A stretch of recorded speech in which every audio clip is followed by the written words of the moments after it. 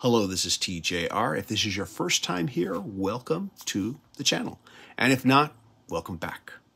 On April 15th, it was announced that at long last, the movie Let It Be, a film that has been for decades only available as a bootleg, would finally be getting an official re-release. That release will be on May 8th. Just like the release of Get Back in 2021, this film is a co-production between the Beatles Apple Corps and producer Peter Jackson, with the Walt Disney Company providing distribution. Since this announcement, there has been some rumbling within the internet that is begging the question, do we really need Let It Be now that we have Get Back? Michael Nolan's The Bottom Line channel has asked this very question in one of his videos, and I've seen it, and he makes some very good points.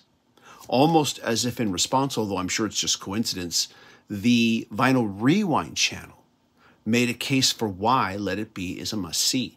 And since I announced the release a few weeks ago, viewers on my channel have asked this very same question in the comment section of my videos. And in light of all this, I have found myself asking the same question. Do we really need Let It Be now that we have Get Back? Apple Corps has, of course, kept this film in their vaults since the early 80s. The last known public release was on VHS, Betamax, and Laserdisc. Presumably, all of this is because of the miserable light that most feel this film casts on the Beatles in this point in their history. And for decades, this movie has been the key source of inspiration and information when it comes to why the Beatles broke up narratives. But at close to 8 hours, Get Back has now given Beatle fans a more complete picture of what really happened during this time. Yes, the tensions portrayed in Let It Be were there, but now we know that there were also plenty of good times too, and that things were not as bleak or as dark as Let It Be portrayed. So again, why watch it? Why not just watch Get Back instead? I would give the following reasons why the original Let It Be film is still necessary. Number one, it is Beatles canon. It is part of their filmography. And with the exception of enhancements to the picture and audio, we are going to be seeing the film exactly as it was released back in 1970. Now, quick disclaimer, I need to add that that last statement is to the best of my knowledge. Of course, there's always some unforeseen possibility that they might make some changes to it, but I just can't see that.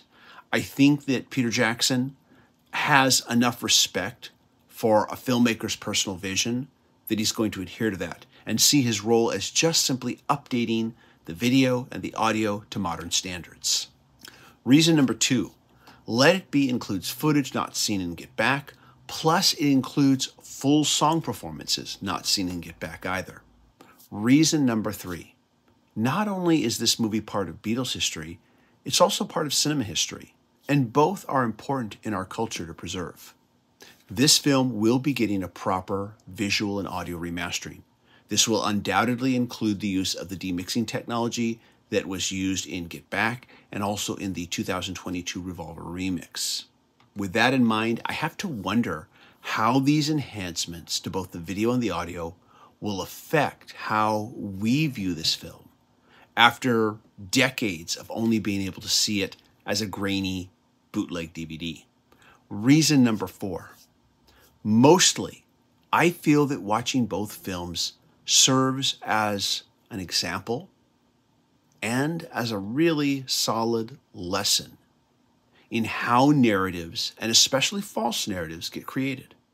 Narratives that fans, myself included, became deeply invested in for decades.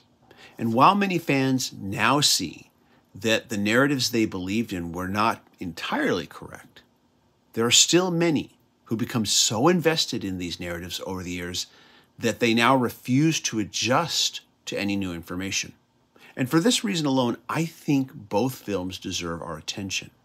We always try to imagine that we know who these artists are, whose work we admire. But generally 99% of the time, the truth is we don't. But we create narratives based on the information we have. So the next time you think you know who these artists are or who they were, don't forget the lesson of let it be and get back. This is TJR. These are my thoughts. Let me know yours. Let me know what you think of all this. If you disagree with me, that's fine. I'm anxious to hear your argument. Just keep your tone civil and respectful, and I'll do the same. As always, if you like these videos, be sure to hit like, hit subscribe, and hit the bell notification icon so you never miss a video. And I want to give a big thank you to my patron supporters. Patron supporters do receive exclusive weekly videos that are not available on this channel. If you'd like to be a patron supporter, please go to patreon.com/TJR the original. If you can't afford to do that, I completely understand.